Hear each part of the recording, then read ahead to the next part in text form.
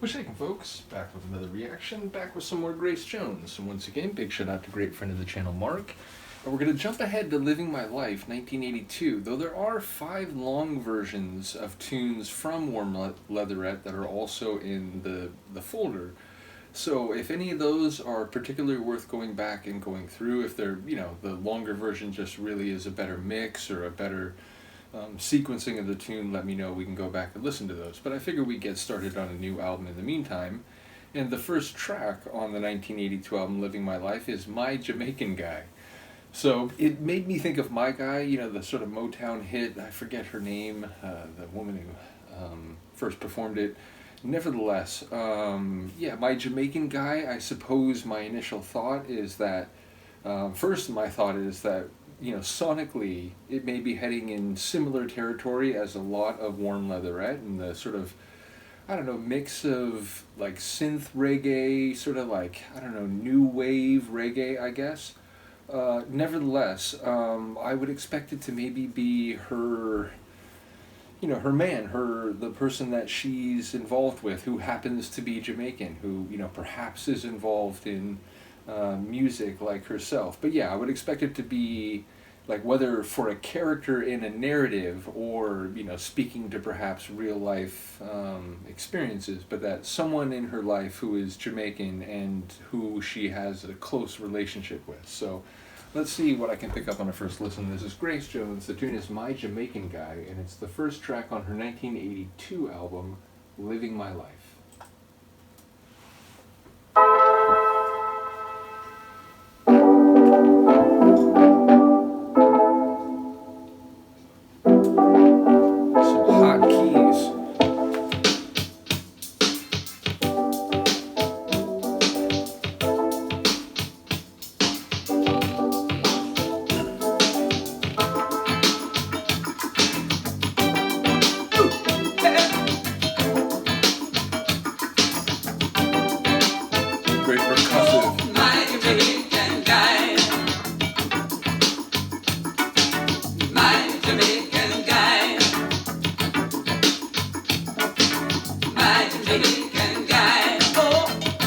It's the use of the possessive pronoun, right?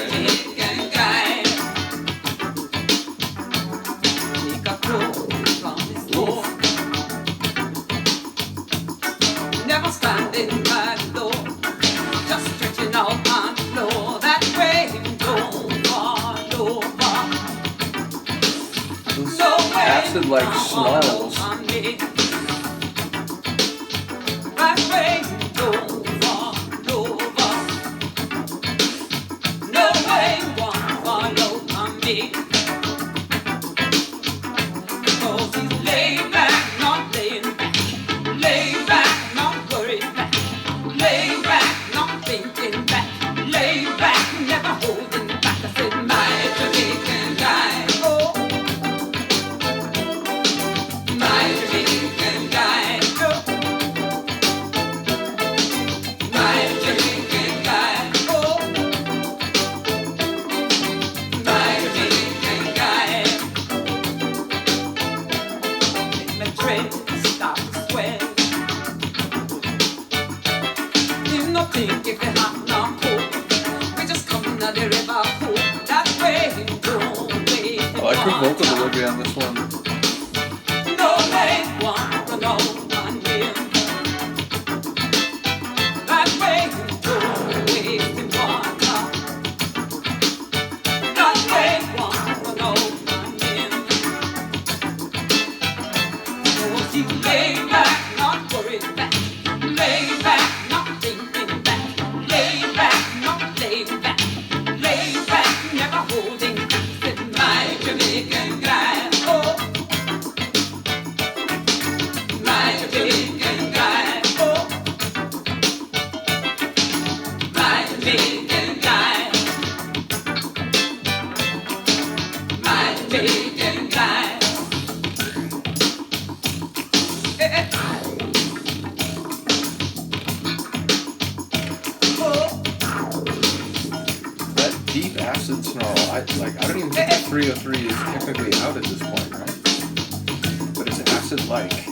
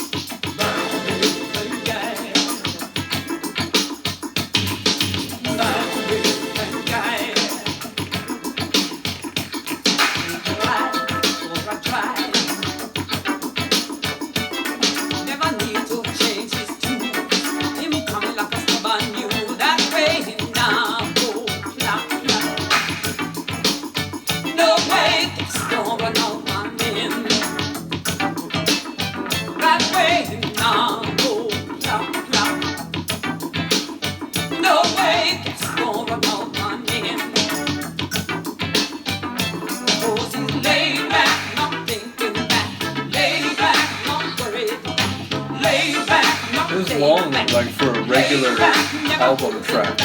My Jamaican guy. A Jamaican guy. My Jamaican guy.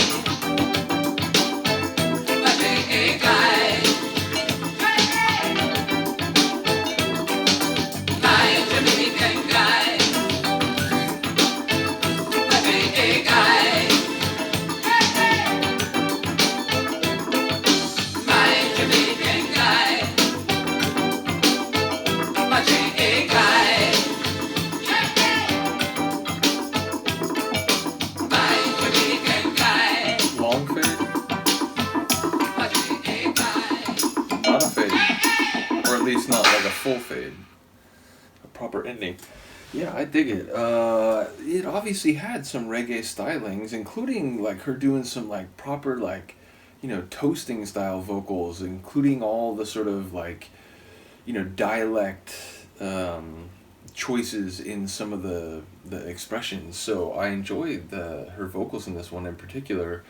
It also had a funk flavor to it, definitely. And as I said, the tune extended beyond what, somewhere in the like, let's say 3.5 to 5 minute range that you would expect a lot of album tracks to be in.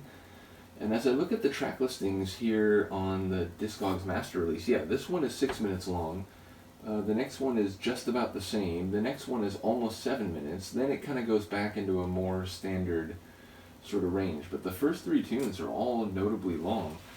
And yeah, lyrically, I don't know, I felt like maybe there was a reference to like, sexual intimacy, and that like, what was it, like he never holds back and he like never just lays back, and it feels like, there could be some physicality there. He's, is not doing the kind of like dead fish thing, but is like engaging and is like into it. So it feels like there was maybe that, but then I feel like it could maybe just be like more general, and it could be making statements about his character and the way he doesn't hold back. He lets people know what he actually thinks, or like if he really want to commit, or if he really commits to something, then he's really gonna focus on it. So I feel like those could be taken more generally. But given, her lyrics, certainly over the couple albums that I've gone through, even in a couple cases where like the particular nature of those kind of references didn't hit me clearly on a first listen.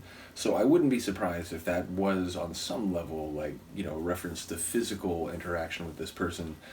But then there was like a moment where I was like, wait, like, is it her kid? Like, I don't think so. So I think like I forget what line it was. There was some line that made me wonder like, oh wait, am I completely misreading this? But if I hear it right, it was more like it's her guy. It's her, the person that she's, or at least her Jamaican guy, which again is like the use of the possessive pronoun speaks to that kind of the way that, humans tend to like, oh, she's my girlfriend, he's my boyfriend. It's like there's a possessive nature to it, even though I think in the vast majority of cases, it's not sort of like, laying title to someone or laying claim to someone, but it's about the nature. It's like, yeah, like we have that connection. That's the person with whom I have that connection.